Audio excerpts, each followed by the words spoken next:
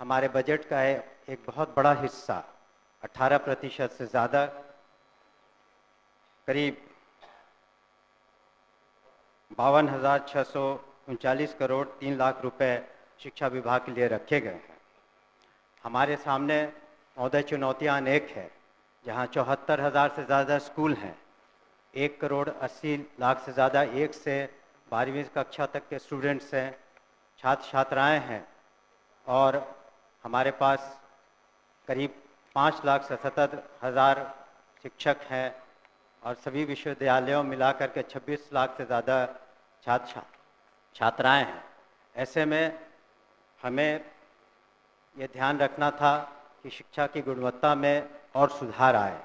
इसी वजह से एक ऐतिहासिक कदम माननीय मुख्यमंत्री जी ने उठाया और commission, Bihar public service commission के द्वारा हम लोगों ने 1,73,084 विद्यालय शिक्षकों की नियुक्ति एक ही दिन में की, जो पूरे हिंदुस्तान में एक हम समझते हैं ऐतिहासिक कदम रहा। इसके अतिरिक्त आने वाले दिनों में 1,60,083 और नियुक्तियां होंगी, और उसमें जैसा कि एक सदस्य कह रहे थे, कंप्यूटर शिक्षकों की भी संख्या 26,000 होगी। इसके अतिरिक्त स्थानीय निकायों से जो शिक्षक थे उन्हें राज्यकर्मी का दर्जा देने के उद्देश्य से हम लोगों ने सक्षमता परीक्षा रखी, और प्रथम सक्षमता परीक्षा में 1,87,000 स्थानीय निकाय द्वारा ये लोग उत्तीर्ण हुए। आगे चल के 85,000 से ज़्यादा लोग और परीक्षा दे रहे हैं, और हम लोगों ने यह ध्यान में रखा है कि जब नियमावली बनाएंगे उनकी सांतरण की, तो उसमें काफ़ी उदारता रखेंगे, खास करके महिलाओं के बारे में, और ख़ास करके असाध्य रोग या इस तरह के जो बीमारी से ग्रसित हैं या पति पत्नी हैं, तो उन लोगों का सांतरण में हम लोग विशेष ध्यान देंगे। महोदय, अगर हम शिक्षा में सुधार चाहते हैं तो ज़रूरी है कि हमारे शिक्षक भी उस तरह से उनकी ट्रेनिंग हो। इसी कारण से हमारे जो SCERT जो इंस्टीट्यूट हैं, यहाँ पर मैं खुद भी गया हूँ, वहाँ पर हम लोगों ने किस तरह से शिक्षकों की ट्रेनिंग अच्छी तरीके से हो सके उस पर ध्यान दे रहे हैं। और आने वाले दिनों में हमारा लक्ष्य है कि जितने शिक्षक हैं कम से कम साल में उनकी 2 बार ट्रेनिंग हो सके, और वहाँ पर जो सिलेबस बनाए जाए वो ऐसे बनाए जाए कि वो आगे चल के हमारे छात्र छात्राएँ जो कंपटीशन के एग्ज़ाम्स देंगे उसमें वो बेहतरीन रूप से सामने आ सके, कर सके। इसके अतिरिक्त जो आधारभूत संरचना है, हम लोगों ने ध्यान दिया है कि किस तरीके से स्कूलों में जो बुनियादी सुविधाएं हैं उसको दे पाएँ। उसके लिए हम लोगों ने कार्रवाइयाँ की हैं मुख्यालय स्तर पर और जिला स्तर पर, और हमने सभी माननीय सदस्यों से 10-10 विद्यालयों की सूची भी मांगी है, जिसका आने वाले सत्र तक, इसके बाद के सत्र तक उसका हम लोग जीर्णोद्धार करने का प्रयास करेंगे।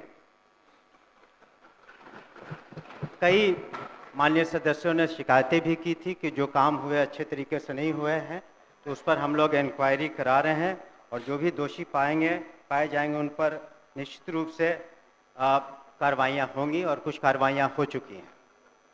हम लोगों ने ये भी सुनिश्चित किया है कि जो हमारे निजी विश्वविद्यालय हैं उनका रजिस्ट्रेशन हो सके, ताकि सही आंकड़ा आ सके, और जब उनका आधार सीडिंग कर देंगे तो ये पता चलेगा कि जो 25% जो गरीब बच्चे हैं, बच्चियां हैं, और जिसके खर्चे की प्रतिपूर्ति सरकार करती है, वो सही आंकड़ा आ सके हमारे पास। और इस तरह से प्राइवेट स्कूलों में भी हम सही तरीके से मदद कर पाएंगे। परीक्षा संचालन में एक बहुत बड़ी जिम्मेवारी है हमारी, और पिछले साल 1 करोड़ 35 लाख से ज़्यादा छात्र छात्राओं ने परीक्षा दी, और जो बिहार स्कूल एग्जामिनेशन बोर्ड है, इस बार जो हम लोगों ने बिल लाया है उसके अनुसार अब ऑनलाइन परीक्षाएं भी संभव हो पाएंगी। सरकार की जो मुख्य जो स्कीम्स हैं, जैसे मिड डे मील, मध्याह्न भोजन करते हैं, वो भी एक बहुत बड़ी चुनौती है। उसमें नित्य 1 करोड़ करीब 10 लाख बच्चों को हम मध्याह्न भोजन सही तरीके से देते हैं। और उसमें जो अगर शिकायतें मिलती हैं तो हमारे कमांड कंट्रोल सेंटर पर कोई भी व्यक्ति उसके बारे में सूचना दे सकता है, उसके बारे में हम कर सकते हैं। और डायरेक्ट बेनिफिशियरी ट्रांसफर्स हम करा रहे हैं, स्टूडेंट क्रेडिट कार्ड भी हो रहा है। और अंत में मैं कुछ आंकड़ों को प्रस्तुत करना चाहूँगा जिससे पता चलेगा कि किस तरह से शिक्षा में गुणात्मक सुधार आए हैं। शिक्षकों की संख्या महोदय 2006 में 1,80,000 थी, इस बार 2024 में 5,77,000 है। इस तरह से विद्यालय में जो छात्र और शिक्षक का अनुपात था, पहले जो 65 और 1 का था, अब 32 और 1 का हो गया। उसी तरह से साक्षरता दर में महिलाओं में पहले 33% थी, अब 74% हो गई है। आउट ऑफ स्कूल चिल्ड्रन जो है 1% से कम हो गए हैं और बजट में 11 गुना से ज़्यादा वृद्धि हुई है। अतः मैं अपने शेष अध्यापक एवं सक्षमता पास विशिष्ट शिक्षकों को का ना ही ग्रेड पे निर्धारित किया गया है और ना ही लेवल तय किया गया है। यह पद 7वें वेतन आयोग लागू होने के बाद सृजित किए गए हैं, इसलिए यह पद 7वें वेतन आयोग द्वारा निर्धारित पदों में सम्मिलित नहीं है। 8वां वेतन आयोग में यह शिक्षा विभाग द्वारा इन विद्यालय अध्यापकों एवं विशिष्ट शिक्षकों के वेतन मान को उचित स्तर पर निर्धारित करने हेतु वित्त विभाग को अनुशंसित किया जाएगा। सक्षमता परीक्षा पास जो कर जाएंगे शिक्षक, वो राज्यकर्मी होंगे। तो जब राज्यकर्मी होंगे तब फिर क्या औचित्य है कि आप उसको 7वें वेतन के लाभ से अलग रखेंगे? वित्त विभाग की सोच थी कि इनका 7वें वेतन आयोग से आच्छादित नहीं होंगे और इनके लिए अलग से उन्होंने एक पे मैट्रिक्स बनाई। जब वो सरकारी कर्मी आपने घोषित किया है, तब सरकारी कर्मी के बराबर उसके समकक्ष 7वां वेतन क्यों नहीं देना चाहती है, ये हम जानना चाहते हैं। तो अध्यक्ष महोदय, राज्य के सरकारी विभागों में राज्य कर्मियों को अपने पद के अनुसार उसे 7वें वेतन आयोग के तहत मूल वेतन के साथ ग्रेड पे दिया जा रहा है और लेवल भी निर्धारित है, जबकि BPSC PR1, BPSC PR2, BPSC TR3 द्वारा चयनित अध्यापक एवं सक्षमता पास विशिष्ट शिक्षकों को का ना ही ग्रेड पे निर्धारित किया गया है और ना ही लेवल तय किया गया है। सिर्फ नियोजन के तहत वर्ग 1 से 5 के अध्यापकों को एवं विशिष्ट शिक्षकों को 25,000, वर्ग 6 से 8 के अध्यापक को 28,000, वर्ग 9 से 10 के अध्यापक एवं विशिष्ट शिक्षकों को 31,000, वर्ग 11 से 12 के अध्यापक एवं विशिष्ट शिक्षकों को 32,000 रुपया मूल वेतन दिया जा रहा है, जो 7वें वेतन आयोग से बिल्कुल अलग है, जिसके कारण भविष्य में अध्यापक एवं विशिष्ट अध्यापकों को 8वें वेतन आयोग के लाभ से वंचित रहना पड़ सकता है, जबकि उक्त शिक्षकों को भी राज्यकर्मी का दर्जा प्राप्त है। अतः उक्त शिक्षकों के हित में पद के अनुसार शिक्षकों को ग्रेड पे तथा लेवल निर्धारित करने हेतु हम सदन के माध्यम से सरकार का ध्यान आकृष्ट कराते हैं। माननीय मंत्री शिक्षा विभाग। अध्यक्ष महोदय, वस्तु स्थिति यह है कि पंचायती राज संस्थाओं एवं नगर निकाय संस्थाओं द्वारा नियुक्त शिक्षकों को समान कार्य के बदले समान वेतन देने से संबंधित माननीय सर्वोच्च न्यायालय में दायर SLP-C संख्या 20/2018 बिहार सरकार एवं अन्य बनाम बिहार माध्यमिक शिक्षक संघर्ष समिति एवं अन्य के साथ दिनांक 10/5/2019 को पारित आदेश, जिसमें माननीय उच्च न्यायालय के द्वारा समान कार्य के बदले समान वेतन देने हेतु पारित आदेश को निरस्त कर दिया गया है। राज्य सरकार पंचायती राज संस्थाओं एवं नगर निकाय संस्थाओं द्वारा नियुक्त शिक्षकों को बेहतर वेतन एवं सेवा शर्त हेतुकृत संकल्पित रही है।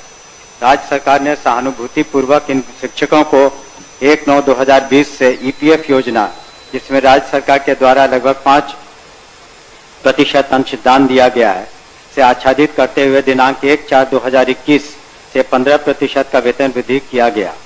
पुनः राज्य सरकार द्वारा स्थानीय निकाय शिक्षकों को बेहतर सेवा शर्त एवं वेतन प्राप्त हो के परिप्रेक्ष्य में बिहार विद्यालय विशिष्ट शिक्षा नियमावली 2023 अधिसूचित किया गया। नए शिक्षकों के नियुक्ति हेतु बिहार राज्य विद्यालय अध्यापक नियुक्ति, स्थानांतरण, अनुशासनिक कार्रवाई एवं सेवा शर्त नियमावली 2023 अधिसूचित किया गया। सरकार द्वारा इन दोनों नियमावली से नया पद सृजित किया गया। यह पद अध्यापक एवं सक्षमता पास विशिष्ट शिक्षकों को का ना ही ग्रेड पे निर्धारित किया गया है और ना ही लेवल तय किया गया है। यह पद 7वें वेतन आयोग लागू होने के बाद सृजित किए गए हैं, इसलिए यह पद 7वें वेतन आयोग द्वारा निर्धारित पदों में सम्मिलित नहीं है। 8वां वेतन आयोग में यह शिक्षा विभाग द्वारा इन विद्यालय अध्यापकों एवं विशिष्ट शिक्षकों के वेतन मान को उचित स्तर पर निर्धारित करने हेतु वित्त विभाग को अनुशंसित किया जाएगा। सक्षमता परीक्षा पास जो कर जाएंगे शिक्षक वो राज्यकर्मी होंगे। तो जब राज्यकर्मी होंगे तब फिर क्या औचित्य है कि आप उसको 7वें वेतन के लाभ से अलग रखेंगे? वित्त विभाग की सोच थी कि इनका 7वें वेतन आयोग से आच्छादित नहीं होंगे और इनके लिए अलग से उन्होंने एक पे मैट्रिक्स बनाई।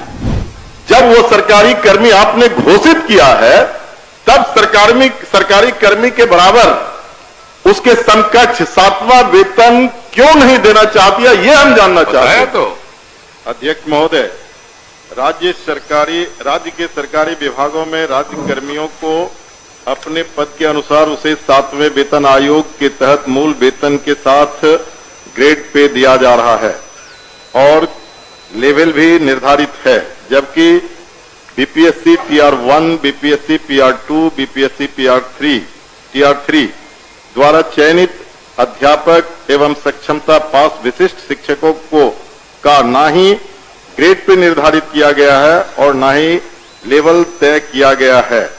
सिर्फ नियोजन के तहत वर्ग 1 से 5 के अध्यापकों को एवं विशिष्ट शिक्षकों को 25,000, वर्ग 6 से 8 के अध्यापक को 28,000, वर्ग 9 से 10 के अध्यापक एवं विशिष्ट शिक्षकों को 31,000, वर्ग 11 से 12 के अध्यापक एवं विशिष्ट शिक्षकों को 32,000 रुपया मूल वेतन दिया जा रहा है, जो 7वें वेतन आयोग से बिल्कुल अलग है, जिसके कारण भविष्य में अध्यापक एवं विशिष्ट अध्यापकों को 8वें वेतन आयोग के लाभ से वंचित रहना पड़ सकता है, जबकि उक्त शिक्षकों को भी राज्यकर्मी का दर्जा प्राप्त है।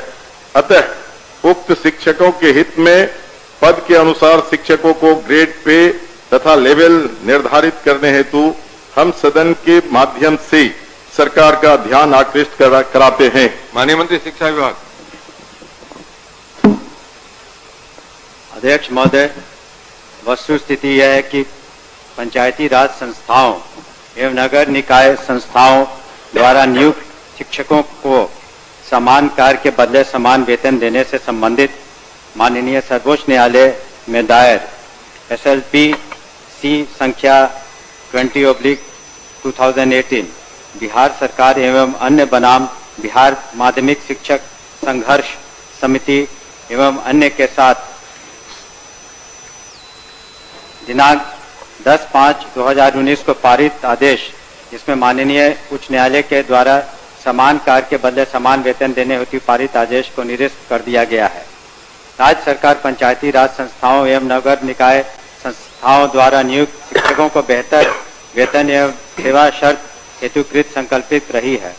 राज्य सरकार ने सहानुभूति पूर्वक इन शिक्षकों को 1/9/2020 से EPF योजना, जिसमें राज्य सरकार के द्वारा लगभग 5% अंशदान दिया गया है, से आच्छादित करते हुए दिनांक 1/4/2021 से 15% का वेतन वृद्धि किया गया।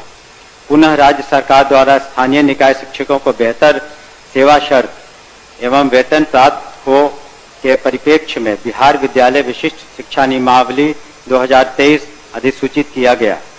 नए शिक्षकों के नियुक्ति हेतु बिहार राज्य विद्यालय अध्यापक नियुक्ति, स्थानांतरण, अनुशासनिक कार्रवाई एवं सेवा शर्त नियमावली 2023 अधिसूचित किया गया। सरकार द्वारा इन दोनों नियमावली से नया पद सृजित किया गया। यह पद